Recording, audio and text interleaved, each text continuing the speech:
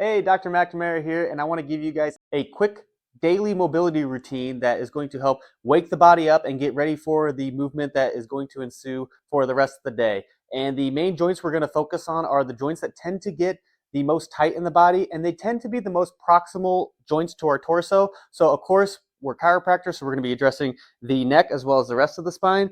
And then the other two major areas are going to be the shoulders as well as the hips. So to get started, we're going to do some controlled articular rotations for our neck and then the rest of the spine, and then we'll move on to shoulders and hips. So for the controlled articular rotations for the neck, what you want to do first is get your head in a flexed position. So you're going to tuck that chin in and then flex it all the way down as low as it can go to the chest. From there, we want to actually perform the rotation. So we're going to use our chin as the guide, and it's just going to follow that line of our collarbone until we get to that end range. So right here, I can't go any farther in rotation. So from here, I'm going to drop my head back, stretch on the lateral musculature of the neck, and then start rotating the same direction, getting into full extension until I can't rotate anymore.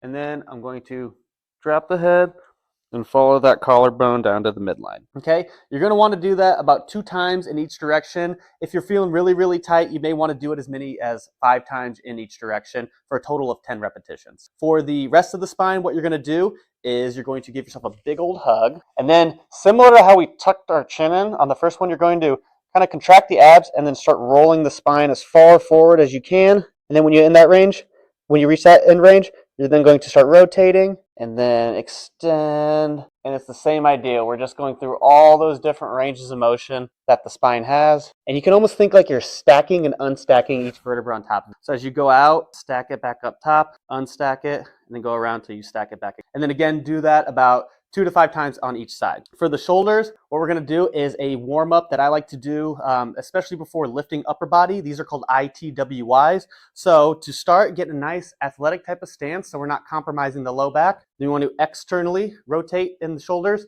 and then you're going to make the first letter, which is I, going straight up. Do about 10 of these. Then we're going to do T's, kind of like YMCA if you've ever done that dance. W. So that gets a little protraction and retraction of the shoulder blades as well. And then the last one is Y. Okay.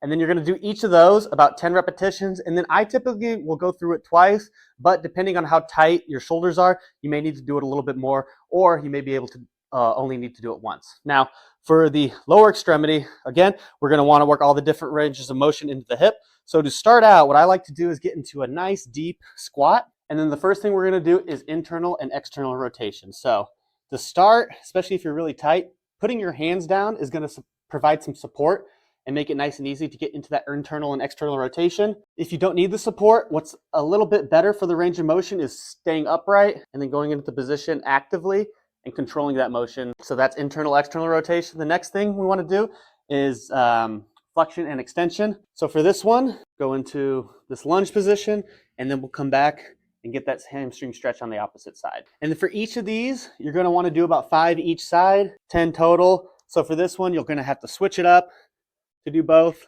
And then for the last one, this is going to be more AB duction and AD duction. So we're going to do what's called a Cossack squat. So get a nice spread in the legs and then squat down.